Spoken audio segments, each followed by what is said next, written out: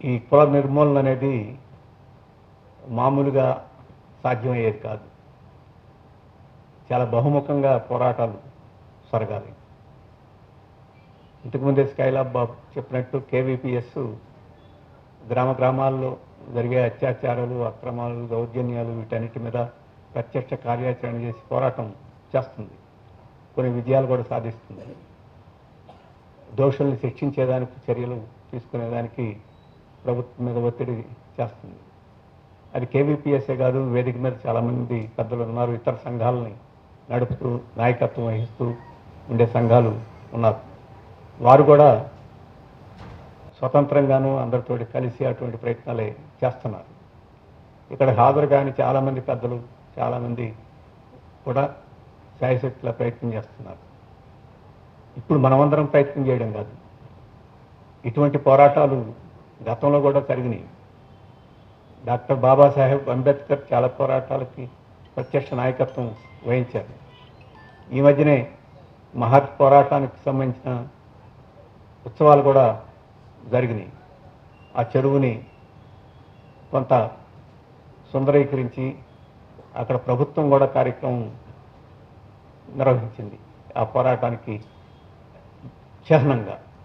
కాబట్టి ఇటువంటి పోరాటాలు చాలా సుదీర్ఘకాలం నుంచి జరుగుతున్న ఇంకా కుల నిర్మూలన మనం సాధ్యం చేసుకోలేకపోయాం. ఇది మనకి ఏం తెలియజేస్తుంది? ఒక్క వైపున పోరాటమే సరిపోదు, దీనికి బహుముఖమైన పోరాటం కావాల్సి ఉంటుందని చెప్పేసి మనకు తెలియజేస్తుంది. ఇప్పుడే చెప్పినట్టు కులం పునాది, కులం యొక్క వేళ్ళు ఒక్క వేరుతో లేదు, చాలా వైపున వ్యాపించి ఉన్నది. ఈరోజు కుల భావాలు ప్రజల యొక్క మనసుల్లో ఎంత లోతుగా పాతుకుపోయినవి ఉన్నాయంటే వాటిని పెకిలించి వేయడం, ఆ భావాలని తొలగించి వేయడం అని చెప్పేసి ఎంతో కష్టసాధ్యమైందని చెప్పేసి మనకు అర్థమవుతుంది. ఇంతకుముందే స్కైలాబ్ బాబు చెప్పినట్టు మనం అత్యాధునిక కాలంలో ఉన్నాం. అత్యంత విజ్ఞానవంతమైన సమాజం ఉంది, అత్యంత ఎక్కువగా చదువుకున్న సమాజంలో ఉన్నాం. ఇట హైదరాబాద్ లాంటి నగరం అయితే అంతర్జాతీయ నగరాలని చెప్పేసి మనం చెప్పుకుంటున్నాం. మరి ఇటువంటి నగరంలో కూడా అద్దెలకు ఇచ్చే చోట, వివాహాలు చేసుకునే చోట, అనేక చోట్ల ఇక్కడ కూడా కుల వివక్షను పాటించి కులం ఏమిటో కనుక్కొని వ్యవహరించే పరిస్థితులు మనకు కనపడుతున్నాయి. అంటే ఇంకా ఎంత దూరంలో ఉన్నాం మన కుల నిర్మూలనకు అని చెప్పి మనకి స్పష్టం అవుతుంది. అందుకనే బహుముఖ పోరాటం అంటే చాలా పోరాటాలు మనం తర్వాత చెప్పుకుంటారు.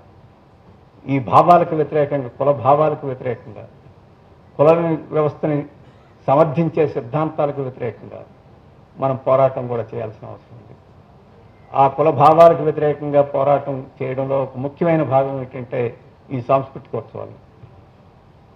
ఈ కులాన్ని సమర్థించి, కుల వ్యవస్థను సమర్థించి, అది దైవ సృష్టిను, సమాజానికి చాలా ఉపయోగమును, కుల వ్యవస్థ సమాజంలో సామరస్యాన్ని పెంపొందించి సజావుగా, స్మూత్గా సమాజం నడిచిపోయేదానికి అది ఉపయోగపడుద్దను, అటువంటి భావాలు విస్తారంగా సమాజంలో ప్రచారం ఉంది. చాలామంది నమ్మేవాళ్ళు ఉన్నారు.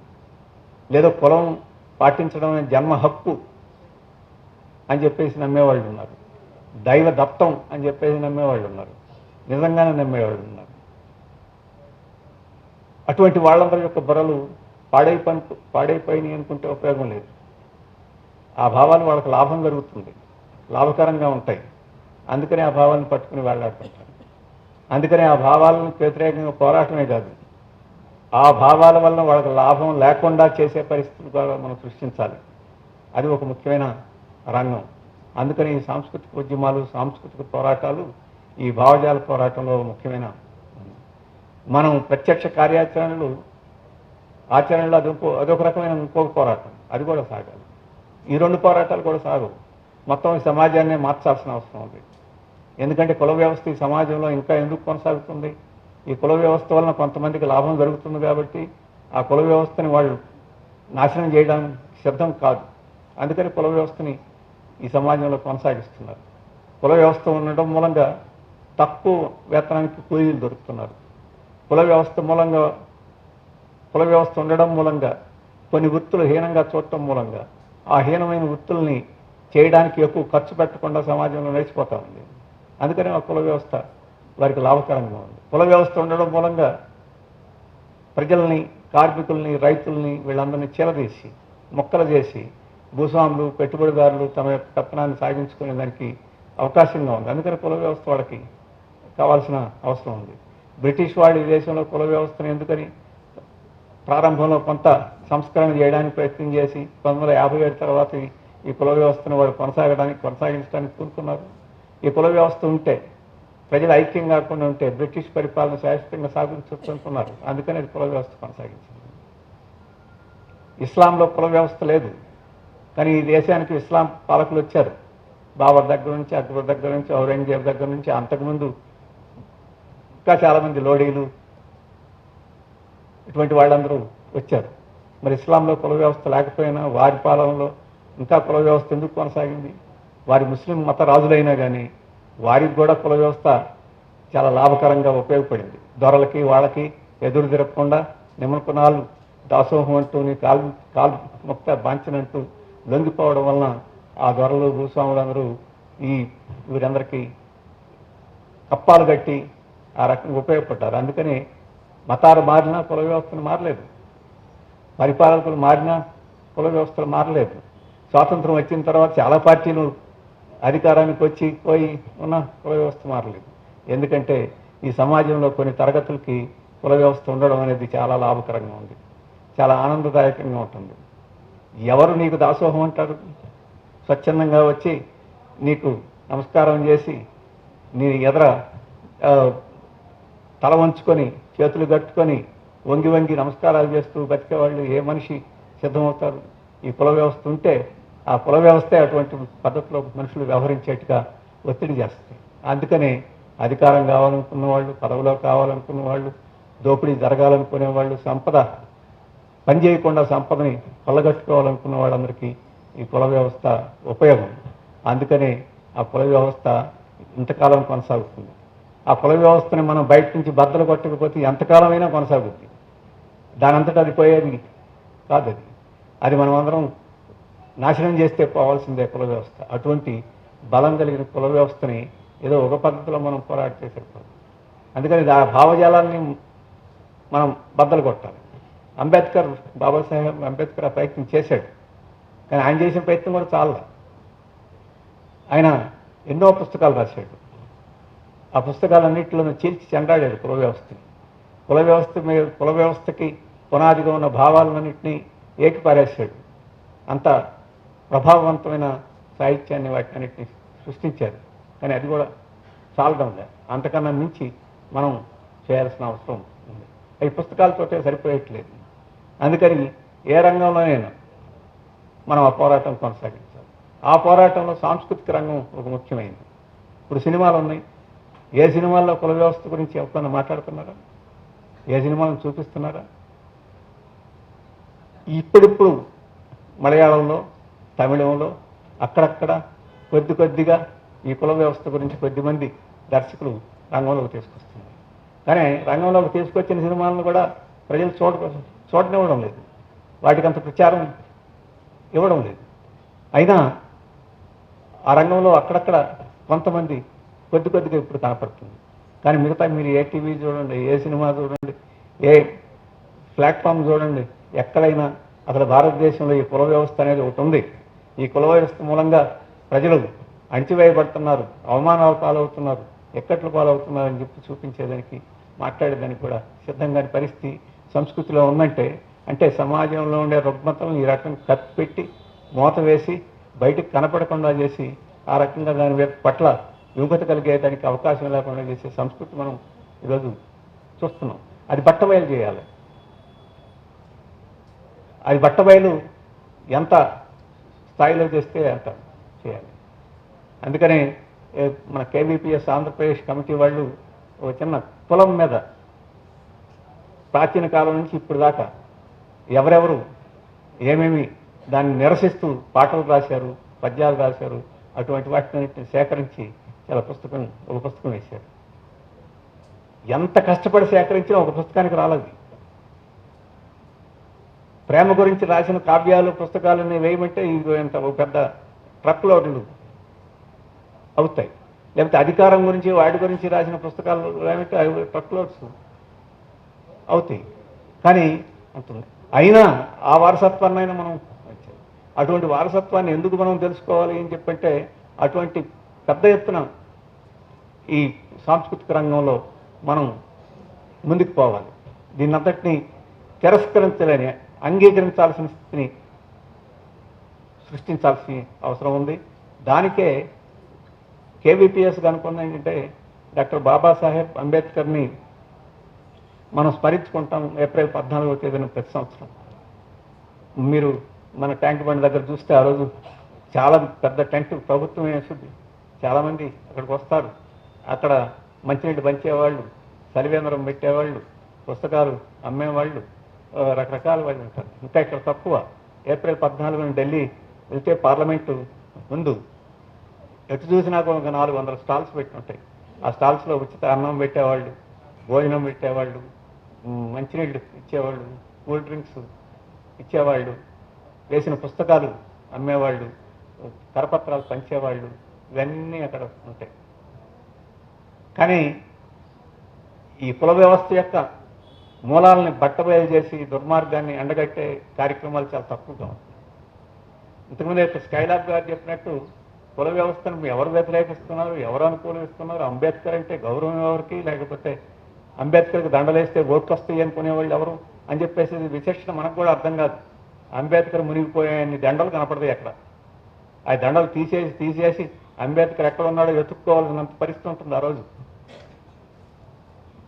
కానీ అంబేద్కర్ ఆశయం ఏమిటనేది, అంబేద్కర్ ఏం చెప్పాడనేది, కుల నిర్మూలనకి ఎలా మార్గం అని చెప్పేసేది, దాని గురించి కొద్దిమంది మాట్లాడతారు. ఆ రోజు వక్తలు కూడా మంచి వక్తలు కూడా ఉంటారు, కొద్దిమంది మాట్లాడతారు. మాటలు సరిపోయే పరిస్థితి.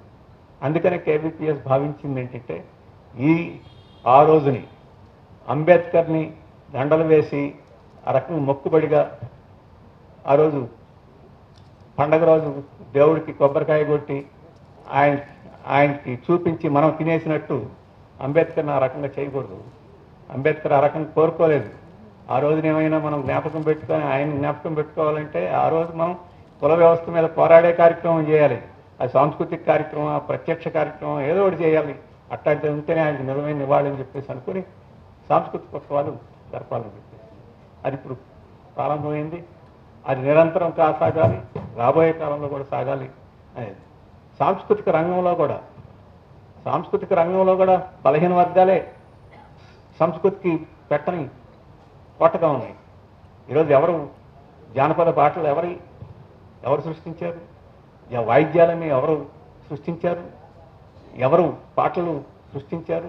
చదువు సంఖ్యలు లేని అనేక మంది పామర్లే అటన్నిటిని సృష్టించారు. అవన్నీ ఇప్పుడు ఎవరికి డబ్బులు చేస్తున్నాయి? ఇప్పుడు ఏ సినిమా చూసినా కానీ 2వ 3వ పాతకాలపు జానపద పాటలు తీసుకొచ్చి వాటిని పాడి వాటిని డబ్బులు చేసుకొని సినిమాలు కోట్లు నడిస్తున్నారు. ఆ పాటలు మనకి, ఆ పాటలు ఎందుకు వచ్చినాయో, ఎవరు సృష్టించారో వాళ్ళ కోసం ఆ ఆటలు ఈరోజు ఉపయోగపడే పరిస్థితి. వాటిని తీసుకొచ్చి ఆ జనానికే ఉపయోగపడాలి, ఆ జన విముక్తికే వాటన్నిటిని వాడాలని చెప్పేసి కొంత జరిగింది. ఇంతకుముందు కమ్యూనిస్టు ఉద్యమం, ఆ తర్వాత నక్సలైట్లు, వీళ్ళందరూ అటువంటి పాటలను తీసుకుని సమానత్వం కోసం పాటలు రాసి, కమ్యూనిస్టు ఉద్యమాని కోసం పాటలు రాసి, కార్మికోద్యమాని కోసం పాటలు ఆటలు ఈయన రాసి ముందుకు తీసుకొచ్చారు. ఆ రకంగా మంచి పని చేశారు. కానీ వాటిల్లో కూడా కుల వ్యతిరేకంగా, కుల తత్వానికి వ్యతిరేకంగా, కుల వ్యవస్థకు వ్యతిరేకంగా వాటన్నిటిని ముందుకు తీసుకురావడానికి వ్యతిరేకంగా జరిగింది చాలా స్వల్పం. మొత్తంలో భాగంగా ఎక్కడో అడపాదడపా జరిగినాయి తప్ప ఒక పద్ధతిగా దానికి వ్యతిరేకంగా జరగల. ఇప్పుడు ఆ లోటుని పోడ్చాల్సిన అవసరం ఉన్నది. అందుకనే ఈ సాంస్కృతికోద్యమం, సాంస్కృతిక పోరాటాలు ఇంకా పెద్ద ఎత్తున విస్తృతంగా ఇక్కడ ఇట్లాంటి విజ్ఞాన కేంద్రంలో పెట్టుకోవడం కాదు, ఊరు జరగాలి, వాడ జరగాలి. మొత్తం ఆ తరగతులు ప్రజలందరూ పాల్గొవాలి. ఈ సాంస్కృతిక అభిలాష, ఆ తపన కొత్తది కాదు బలహీన వర్గాలకి. వాళ్ళకి ఈ పాటలు ఆటలే ఉపశమనం. రోజంతా చాకిరీ చేసి, రోజంతా అవమానాలు పాలైపోయి, రోజంతా అణిచివేతకు గురైన వాళ్ళు ఇంటికి వస్తే ఇట్లాంటి పాటలు ఆటలు ఇది తప్ప వాళ్ళకి ఇంకో మార్గం లేదు. అందుకనే ఈ తరగతుల్లోనే ఎక్కువ సాంస్కృతిక అవన్నీ ఎందుకు పుడతాయి అంటే అదే వాళ్ళకి ఆలంబన, అదే ఆ రోజు సంతోషం, ఆ రోజు ఇవన్నీ మర్చిపోవడానికి ఒక మార్గంగా ఉండేది. అందుకని ప్రతి కులంలోనూ ఒక బృందం, సాంస్కృతిక బృందం ఎందుకు అభివృద్ధి అయింది? ఇదే కారణం. అది ఈరోజు వ్యాపారం వాడుకుంటుంది. అది వ్యాపారానికి వాడకూడదు, ప్రజలకి వాడాలి. లేదు వ్యాపారాన్ని వాడుకోవడానికి మనం ఈరోజు దాన్ని నిరోధించలేకపోవచ్చు. కానీ ఆ కళలన్నింటినీ మనం ప్రజల కోసం వాడుకునేదానికి వినియోగించుకోవడానికి ముందుకు రావాల్సింది. ఆ కృషిని చేయాలని చెప్పేసి ఈ సందర్భంగా కోరుతున్నాను. ఈ అనుభవం తెలంగాణ, ఆంధ్రలో మొదలైంది. ఈ అనుభవాన్ని దేశవ్యాప్తంగా ఈ అనుభవాన్ని విస్తరించాలని చెప్పేసి కూడా అనుకుంటున్నాం. ఆ రకంగా సాంస్కృతిక కార్యక్రమాన్ని మనం ముందుకు తీసుకెళ్ళాలి. దురదృష్టం ఏంటంటే మనం వెనకబడి ఉన్నాం. మన శత్రువులు ఈ సంస్కృతిని, మన సంస్కృతిని, ప్రజల సంస్కృతిని స్వాధీనం చేసుకుని వాళ్ళ దుర్మార్గాలకి, ఏ కుల వ్యవస్థకైతే వ్యతిరేకంగా ప్రజల సంస్కృతి ముందుకు వచ్చి జానపదం ముందుకు వచ్చిందో వాటిని వినియోగించి ఆ కుల వ్యవస్థను సమర్థించే శక్తులు ఆ కుల వ్యవస్థను సమర్థించడానికి వాడుకుంటున్నారు ఈరోజు. ఇంతకుముందే స్కైలాబ్ చెప్పాడు, ఇంట్లో కులం, ఇంటి బయట హిందువులం అని చెప్పేసి అంటున్నాడు. మనం చెప్పేది నువ్వు హిందువుగా ఉండదలుచుకుంటే ఇంట్లో ఉండు, బయట మాత్రం కులం ఉండకూడదు, హిందూ క్రిస్టియన్ ఇవన్నీ ఉండకూడదు, ఇక్కడ ఉంటే మనుషులమే ఉండాలని చెప్పేసి మనం చెప్తున్నాం. ఎందుకంటే బయటకు వస్తే నువ్వు మనుషులుగా ఉండు, కులమా మతమా అని చెప్పి ఇంట్లో చూసుకో, అక్కడ కూడా చూసుకోకపోతే అది ఇంకా సంతోషం అని చెప్పేసి మనం అంటున్నాం. ఈ భావాన్ని మనం చెప్పాలంటే మనం చెప్పడం లేదు, వాళ్ళు వచ్చి వాళ్ళ భావాల్ని చెప్తున్నారు. దీనికోసం వాళ్ళు గుడులను వాడుకుంటున్నారు, చర్చిలను వాడుకుంటున్నారు, మసీదులను వాడుకుంటున్నారు, రోడ్లను వాడుకుంటున్నారు, ప్రదర్శనలు వాడుకుంటున్నారు. హనుమాన్ జయంతి వస్తే అక్కడి నుంచి ఇక్కడ దాకా ప్రదర్శన చేస్తారు. ఇవాళ ఎక్కడో పేపర్లో చూసిన హనుమంతుడంతా నిజాయితీపరుడైనా ఏదో కాదు. హనుమంతుడికి ఏం పేరు? హనుమంతుడు దేవుడికి నమ్మిన బంటు. మీరు అన్నట్టుగా హనుమంతుడు పేరేంటంటే నమ్మిన బంటు. మనమందరం ఈ కుల వ్యవస్థలో నమ్మిన బంటుని. కాబట్టి మనం నమ్మిన బంటులుగా ఉండడం అని చెప్పేసి ఒక గొప్ప విషయం. హనుమంతుడి నుంచి మీరు నేర్చుకోవాల్సింది నమ్మిన బంటుగా ఉండడమే మీరు నేర్చుకోవాల్సిందని చెప్పేసి వాళ్ళు మనకి చెప్తున్నారు. హనుమంతుడి నుంచి నమ్మిన బంట మనం నేర్చుకోవాల్సింది. అదేదో ఒక నాటకంలో ఉంది. హనుమంతుడు సీతమ్మ దాడ పద్యం మీరు చదివితే కవి రాశాడు అనుకోండి, హనుమంతుడికి ఆ ఐడియా వచ్చిందో లేదు కానీ ఈ కవికి ఐడియా వచ్చింది. అంటే రాముడిని వ్యతిరేకిస్తూ విమర్శిస్తూ రాసిన ఓ పద్యం. కాబట్టి మతాన్ని అలాగే పామర దేవుళ్ళని, జాతరలని, వీటన్నిటిని కూడా ఈరోజు ఆర్ఎస్ఎస్ సాంస్కృతిక రూపంలో ఈరోజు వాడుకునే ప్రయత్నం చేస్తుంది. ప్రతి సినిమాలోనూ అది చూపిస్తారు, ప్రతి సినిమాలోనూ చూపిస్తారు. ఆ సినిమాలు అన్నీ చూస్తే అంతిమంగా చూస్తే ఆర్ఎస్ఎస్ సిద్ధాంతం దాంట్లో కనపడుతుంది, కుల వ్యవస్థను సమర్థించే సిద్ధాంతం కనపడుతుంది. మనం అందరం హిందువులు, కులం గురించి మర్చిపోండి, కులం గురించి ఏం మర్చిపోండి అని చెప్తుంది. వారు చెప్పే సిద్ధాంతం ఏంటి? కుల సమరసత. హిందీ మాట అది, సమరసత అంటే కాస్ట్ హార్మనీ. కులాలు సామరస్యంగా ఉండాలి తప్ప కుల నిర్మూలన ఉండకూడదు. సామరస్యంగా ఉండాలంటే ఏముండాలి? సామరస్యంగా ఉండాలంటే కులాలు సమానంగా లేకుండా సామరస్యంగా ఉంటుందా? కులాలన్నీ సమానం అయిపోయినప్పుడు కులం అవసరం ఏంటి? కులాలన్నీ సమానంగా అయిపోయినప్పుడు కులం అవసరమే లేదు. కులాలు అసమానంగా ఉన్నాయి కాబట్టి కుల వ్యవస్థ అవసరం వాళ్ళకి వచ్చింది. అందుకని కుల సమరసత అనేది ఒక పెద్ద బోగస్ మాట, మోసపూరితమైన మాట. కుల వ్యవస్థను రక్షించడం కోసం కుల వ్యవస్థనే ఉంది. ఇప్పటి వరకు మనం చాలాసార్లు శాసనించాం కుల సమరసత ఉండాలి, కుల సామరస్యం ఉండాలని. మరి కుల సామరస్యాన్ని మన ధర్మశాస్త్రం చెప్పలేదు కదా. మరి మన ధర్మశాస్త్రాన్ని మీరు ఖండిస్తావా? అంబేద్కర్ మనమందరం మన ధర్మశాస్త్రాన్ని దహనం చేసిన సందర్భాలు కూడా ఉన్నాయి. నువ్వు మన ధర్మశాస్త్రాన్ని ఖండించకుండా, దాంట్లో సిద్ధాంతాలను వ్యతిరేకించకుండా కుల సమరసత, కుల సామరస్యం, కులం సమానాలని చెప్పంటే అర్థం లేదు. అందుకనే మనం ఈ భావాలన్నిటి మీద, ఈ సాంస్కృతిక దాడి మీద, వీటన్నిటి మీద మనం పోరాడాల్సిన అవసరం ఉంది. దురదృష్టం ఏంటంటే మన రాజ్యాంగం కూడా కుల నిర్మూలన గురించి మాట్లాడలేదు. ఆ రోజు అంబేద్కర్ కాన్స్టిట్యూయెంట్ అసెంబ్లీలో కుల నిర్మూలన కావాలని చెప్పేసి మాట్లాడారు. ఆయనతో పాటు కొంతమంది మాట్లాడారు. ప్రస్తుతం భారతదేశంలో కుల నిర్మూలన సాధ్యం కాదు, అందుకని ఈ భారత రాజ్యాంగం ముందు కులం, మతం, లింగం భేదంతో తేడా లేకుండా సమానులు అని చెప్పేసి మాత్రమే రాశారు తప్ప ఈ కుల నిర్మూలన పోవాలని రాయలే. అస్పృశ్యత పోవాలని రాశారు, నిర్మూలన చేయాలని తప్ప, అస్పృశ్యత నిర్మూలన చేయాలని చెప్తారు తప్ప కులం వ్యవస్థ నిర్మూలన చేయాలని చెప్పలే.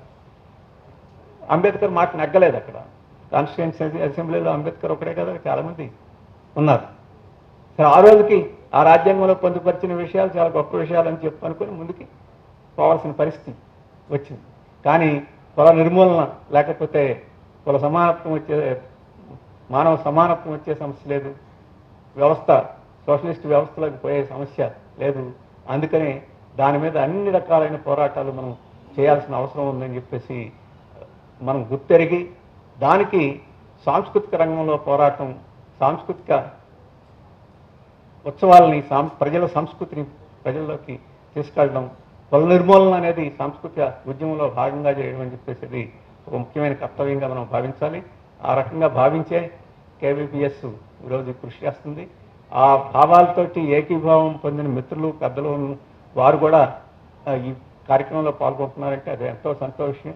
వారందరికీ కూడా ఈ సందర్భంలో ధన్యవాదాలు. భవిష్యత్తులో ఇటువంటి సహకారం ఇంకా ఉమ్మడిగా, ఇంకా బలంగా మనం ముందుకు పోతే ఈ కుల నిర్మూలన ఉద్యమంలో, ఆ మార్గంలో, ఆ ప్రస్థానంలో మరొక అడుగు ముందుకు వేసేదానికి అవకాశం మనకి దక్కుతుందని చెప్పేసి ఈ సందర్భంలో నేను ఆశిస్తూ మరొకసారి కేవీపీఎస్ తెలంగాణ కమిటీకి ధన్యవాదాలు తెలియజేస్తూ నాకు ఈ అవకాశం ఇచ్చినందుకు సెలవు.